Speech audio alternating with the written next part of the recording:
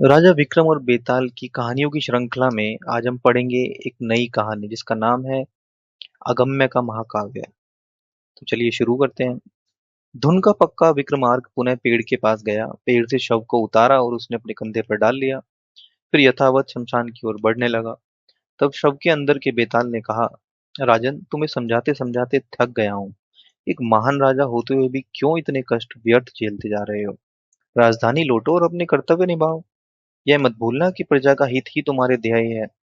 अपना ध्येय बुलाकर नाहक क्यों इस प्रकार भटक रहे हो? कहीं किसी अयोग्य को अपनी कृतज्ञता जताने के लिए इतने कष्ट तो झेल नहीं रहे हो?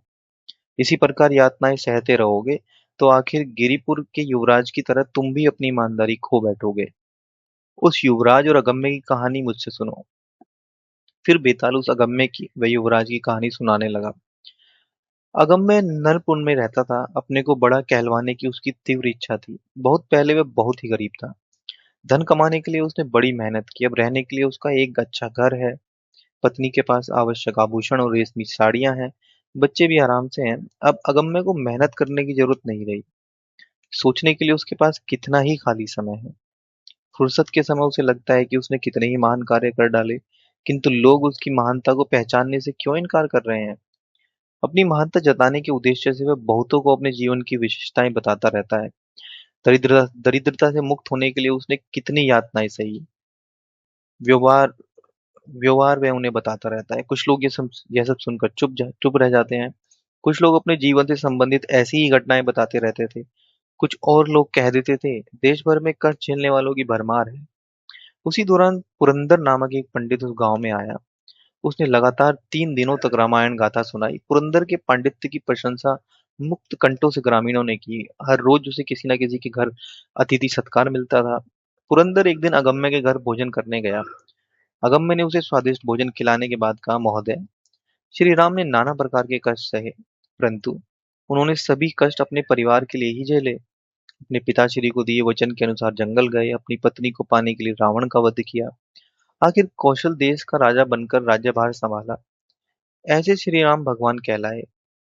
कितने ही ऐसे लोग हैं जो अपने अपने परिवारों की वृद्धि में लगे हुए हैं, परंतु श्री राम ने जो ख्याति पाई वह उन्हें क्यों नहीं मिल रही है?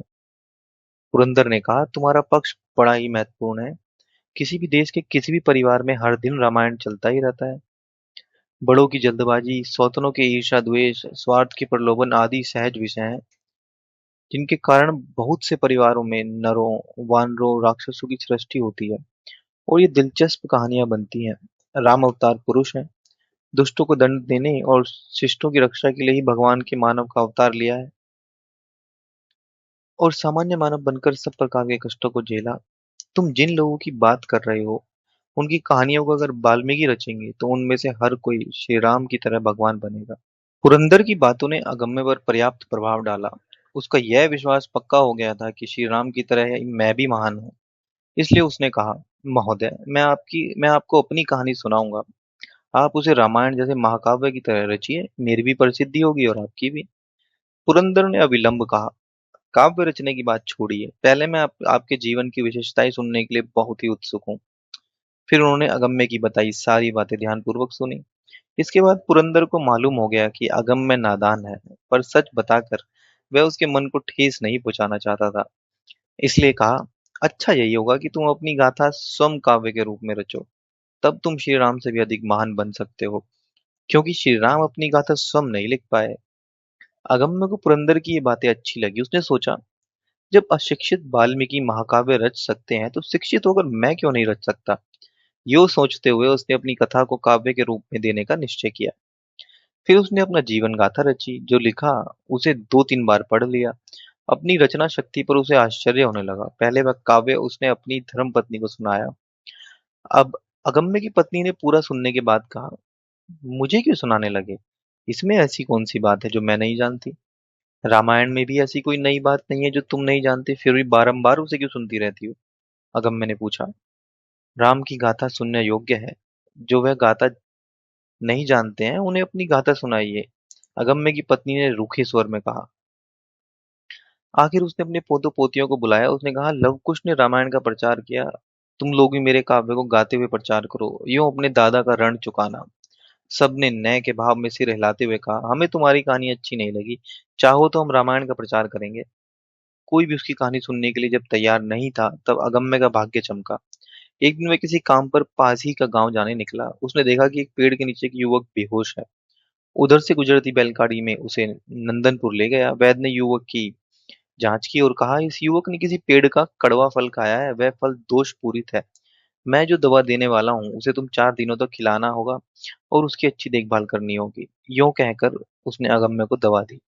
4 दिनों के बाद वह युवक होश में आया और पूरा विवरण जानकर उसने अगम्य से कहा, आप मेरी रक्षा नहीं करते तो मैं मर गया होता। आपका यह ऋण कैसे चुका सकूंगा? सचमुच ही मेरा ऋण चुकाना चाहते हो तो मुझसे रचित काव्य सुनो और उसकी प्रशंसा करो। अगम्य ने कहा। उस कृतज्ञ युवक ने पूरा काव्य श्रद्धापूर्वक सुना। सुनते सुनते वह बीच बीच में ऊब गया और उसने प्रकट किए बिना काव्य की तारीफ के पुल बांधता रहा। तब अगम्य ने लंबी सांस खींचते हुए कहा, आज मेरी पहली इच्छा पूरी हुई, पता नहीं मेरी दूसरी इच्छा कब पूरी होगी।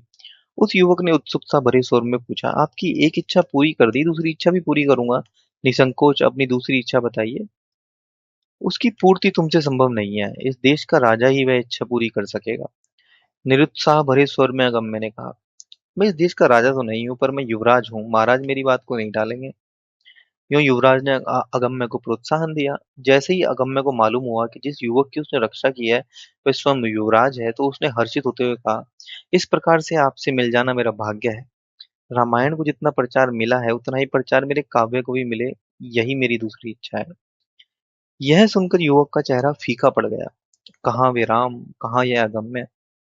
युवराज सोच में पड़ गया। वह समझ नहीं सका कि क्या किया जाए, पर सोचने के बाद उसे एक उपाय सूझा।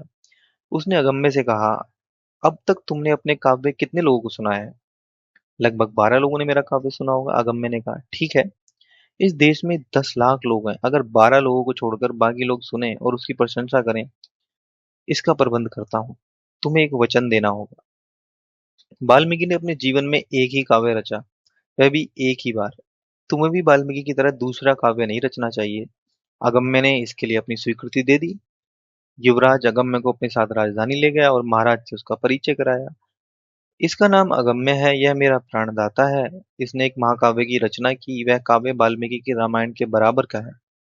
इसे हमारे आस्थान में आदरणीय स्थान दिलाया जाना चाहिए। इसके काव्य का प्रचार देश भर में कराना चाहिए, यही मेरी इच्छा है।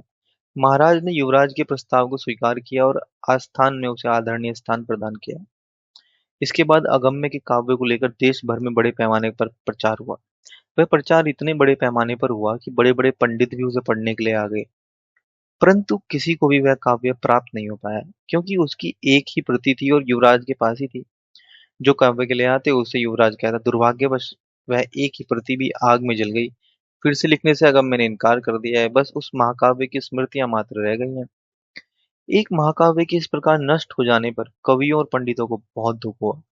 महाराज को यह विषय मालूम हुआ। उन्हें लगा कि दाल में कुछ काला है, तो उन्होंने युवराज से इस बारे में गंभीरता पूर्वक पूछा। युवराज ने अपने पिता को सच बता दिया और कहा, अगम्य चाहता था कि उसके काव्य का विपुल प्रचार हो। उसकी अदम्य इच्छा थी कि एक महाकवि के रूप में उसकी पहचान हो। वह उसे प्राप्त हो गया। जब तक लोग इस काव्य को नहीं पढ़ेंगे तब तक वे इसके प्रचार को और पहचान को मानेंगे, उसका आदर करेंगे। इसलिए मैंने यह काव्य जला डाला। अगम्य कोई दूसरा काव्य न रचे, इसके लिए मैंने पहले से ही जागरूकता बरती। उससे वचन ले चुका हूँ कि वह दूसरा काव्य नहीं रचेगा। मैं ईमानदार हूँ, सत्य हूँ। अगम्य को दिया वचन मैंने निभाया। मुझे लगता है तुम्हारी ईमानदारी में, सत्यनिष्ठा में कोई लोप है। मुझे लगता है, महाराज ने असंतुष्ट स्वर में कहा।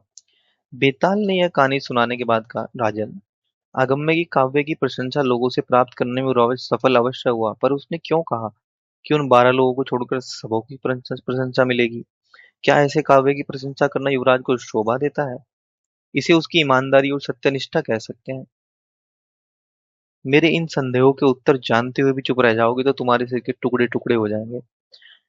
विक्रमार्क ने कहा, अगम्य का काव्य सुना है 12 लोगों ने, उन सबों की उसकी प्रशंसा नहीं की। इसलिए युवराज ने ऐसा कहकर अपनी ईमानदारी साबित की। अपने प्राणदाता को संतुष्ट करने के लिए उसकी झूठी प्रशंसा करना झूठ नहीं कहलाता। अलावा इसके, उस झूठ से किसी को हानि नहीं पहुंचती, साथ ही इसमें युवराज का कोई स्वार्थ भी नहीं है। राजा के मौन भंगत में सफल बेताल सब सहित गायब हो गया, फिर से पेड़ पर जा बैठा।